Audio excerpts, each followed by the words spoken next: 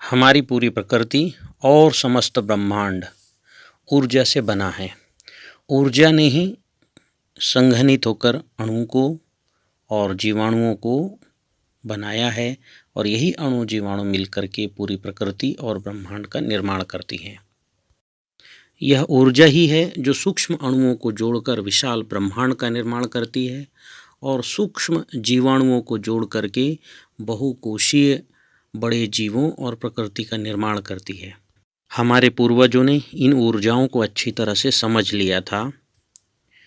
प्रकृति को बनाने वाली कुल 9 तरह की ऊर्जा में जो 7 ऊर्जा हैं यह प्रकृति का निर्माण करती हैं। 8वीं ऊर्जा 7 ऊर्जाओं का बीज है और 9वीं ऊर्जा परिणाम है। ऊर्जा जिसे हम ना तो देख सकते हैं, ना छू सकते हैं, ना सुन सकते हैं, लेकिन एहसास ज़रूर करते हैं, क्योंकि जब भी हम कुछ खाते पीते हैं हमारे अंदर एक एनर्जी आ जाती है, हम उसका एहसास अच्छे से कर लेते हैं। यही ऊर्जा प्रकृति को पूरी बना रही है, इसे हमें अच्छे से समझना पड़ेगा। ऊर्जा जिसे आधुनिक विज्ञान केवल वाइब्रेशन या कंपन मानता है, हमारे पूर्वज इन्हें छंद कहते थे, दुर्गा कहते थे। हमारे ऋषियों ने प्रकृति को बनाने वाली इन 9 तरह की ऊर्जाओं को अर्थात 9 तरह की दुर्गाओं को न केवल देखा अपितु उनका पूरा विस्तृत वर्णन भी किया है। पहली ऊर्जा शैलपुत्री है। शैलपुत्री यानी शैल यानी पत्थर की बेटी। पहली ऊर्जा है जो कंपन नहीं है, एक सूक्ष्म कण जैसी है, जो यहाँ वहाँ जुगनू की तरह प्रकाशित होती है फिर लुप्त हो जाती है, जिसे 2012 में सर्न नामक संस्था के द्वारा हिंग्स महोदय ने महाविस्फोट यानी 2 प्रोटॉनों को आपस में टकराकर निकाला, जिसे हिंग्स बोसान कण या गार्ड पार्टिकल नाम दिया गया, को देखा। और यही गार्ड पार्टिकल सभी अणुओं में भार उत्पन्न करता है जो सभी ग्रह और तारों को बनाता है।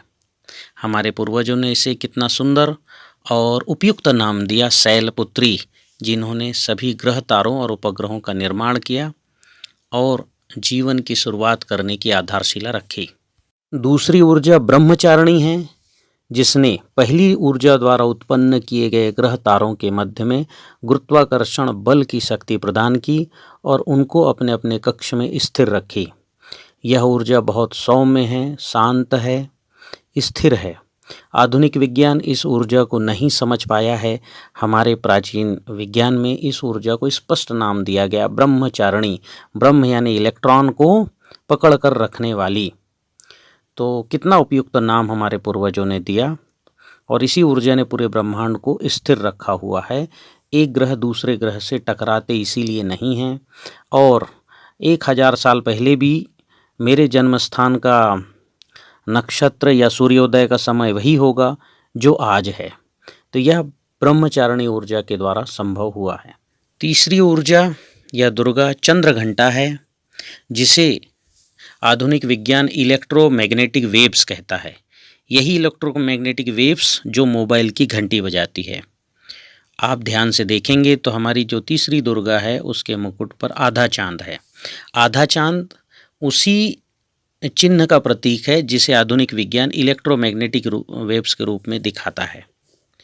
तो यही इलेक्ट्रोमैग्नेटिक वेव्स जब किसी परमाणु से पदार्थ से टकराता है तो एक नाद उत्पन्न करता है, किसी कण से टकराता है तो एक नाद, आवाज़, घंटी, ये आवाज़ उत्पन्न करता है।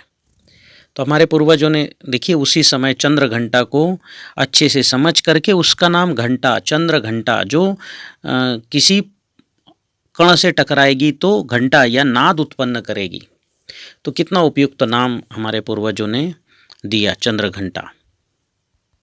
ऐसी ही चौथी ऊर्जा है कूष्मांडा। कूष्मांडा यानी कद्दू। हम सब ने कद्दू देखे होंगे अपने घरों में, बड़ा सा होता है और उसके अंदर एक निर्वात जगह होता है जहाँ बीज होते हैं। तो ये जो कूष्मांडा है इसने पूरे ब्रह्मांड को गोलाकार दिया और हमारे ग्रह तारे उसके बीज हैं एक प्रकार के, जो कूष्मांडा से जुड़े हुए हैं और जो स्थिर हैं।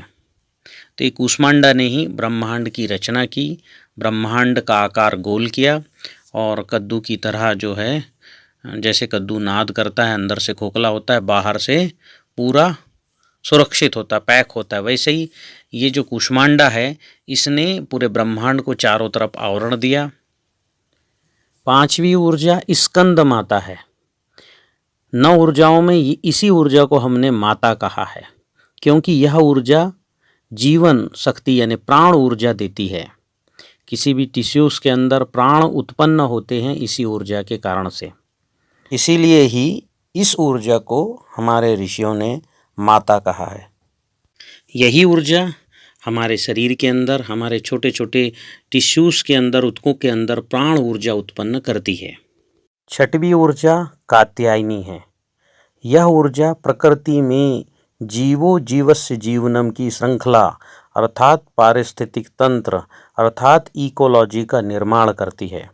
यही ऊर्जा किस जीवाणुओं के द्वारा किस जीवाणु को जीव को जीवन दिए जाना है, जीवो जीवस्य जीवनम की प्रक्रिया को पूरी करती है।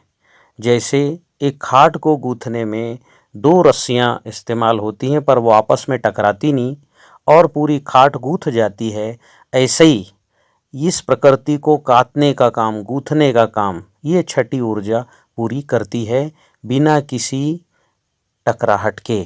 7वीं ऊर्जा है कालरात्रि। कालरात्रि जिसे हम महाकाली कहते हैं।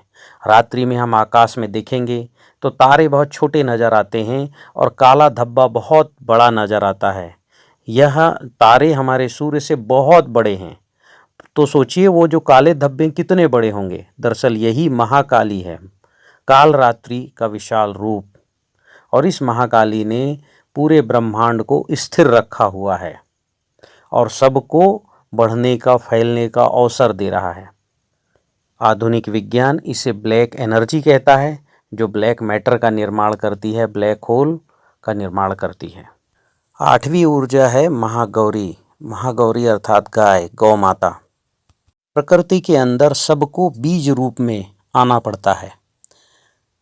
प्रकृति को बनाने वाली जब प्रकृति के नियमों के अनुसार बीज रूप में आई तो उन्होंने गाय अर्थात गौ माता के स्वरूप को धारण किया। कि 7 ऊर्जाओं ने गौ माता के स्वरूप को धारण कर लिया तो इन ऊर्जाओं से बनने वाले सभी सूक्ष्म अणु और जीवाणु गाय के शरीर में स्वतः समाहित होते चले गए। इन्हीं सूक्ष्म अणुओं को हम देव कहते हैं। तो गाय में प्रकृति को बनाने वाली शैलपुत्री से कालरात्रि तक 7 ऊर्जा विद्यमान हैं और इन ऊर्जाओं से बने हुए सभी देव भी गाय के शरीर में विद्यमान हैं। गाय का जो पंचगव्य है, गोबर, गोमूत्र, दूध, दही, घी, इनसे यही सारे अणु और जीवाणु प्रकट होते हैं। इसीलिए ही हम गाय को गाओ विश्वस्य मातरः, गाय विश्व की माता है, ऐसा कहते हैं। गाय के गोबर के कंडे और घी, चावल से हम अग्निहोत्र करके प्रकृति को बनाने वाली सभी ऊर्जा और उन अणुओं को प्रकट कर सकते हैं और गाय के पंचगव्य से प्रकृति के जीवन को चलाने वाली सभी जीवाणुओं को उत्पन्न कर सकते हैं। इस तरह से पंचगव्य से हम सभी तरह के अणु और जीवाणुओं को उत्पन्न करके प्रकृति को पुनः शुद्ध, सजीव और शक्तिशाली कर सकते हैं। 9वीं ऊर्जा सिद्धिदात्री है। सिद्धिदात्री यानी सिद्धि देने वाली। योग, शुरू की जो 7 ऊर्जा हैं, इन ऊर्जाओं का जैसे जैसे हम योग करेंगे वैसे वैसे हमें सिद्धि मिलेगी। हम किसी भी तरह के अणु को किसी भी अणु से जोड़ेंगे तो कुछ ना कुछ योग बनेगा। अच्छा भी हो सकता है हमारे लिए, बुरा भी हो सकता है।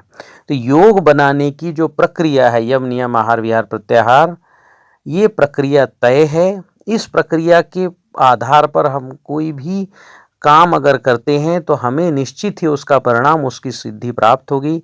यही सिद्धिदात्री है। यह सिद्धिदात्री एक्सिस है, धुरी है, सभी 7 ऊर्जाओं की धुरी है।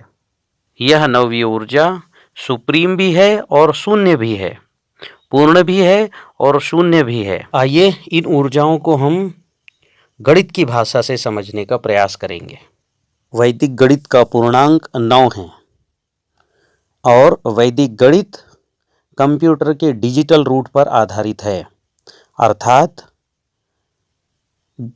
जब तक एक अंक प्राप्त नहीं होता तब तक 2 अंकों को लगातार जोड़ा जाता है और अंत में जब एक अंक प्राप्त हो जाता है तो वह डिजिटल अंक कहलाता है। आधुनिक विज्ञान का कंप्यूटर या सुपर कंप्यूटर किसी भी वस्तु का डिजिटल अंक निकालता है, किसी भी भाषा का डिजिटल अंक निकालता है और उसके गुणधर्म का आकलन करके प्रतिक्रिया देता है। हमें डिजिटल अंक निकालने की प्रक्रिया को पहले समझना पड़ेगा, तब ऊर्जा विज्ञान को हम अच्छे से समझ पाएंगे। यह गणित का विषय है और इस विषय में हमें बैठ कर के अच्छे से इस टॉपिक को समझना पड़ेगा। ऐसे ही ऊर्जा विज्ञान के जो 9 ऊर्जाएं हैं, इनके अनुबंध की प्रक्रिया को, प्रकृति के यम नियम आहार विहार प्रत्याहार ध्यान धारणा की प्रक्रिया को, पंच महाभूतों की नैनो टेक्नोलॉजी को, इन सब विषयों को हमें समझ करके इनका उपयोग करने की प्रक्रिया सीखना पड़ेगा।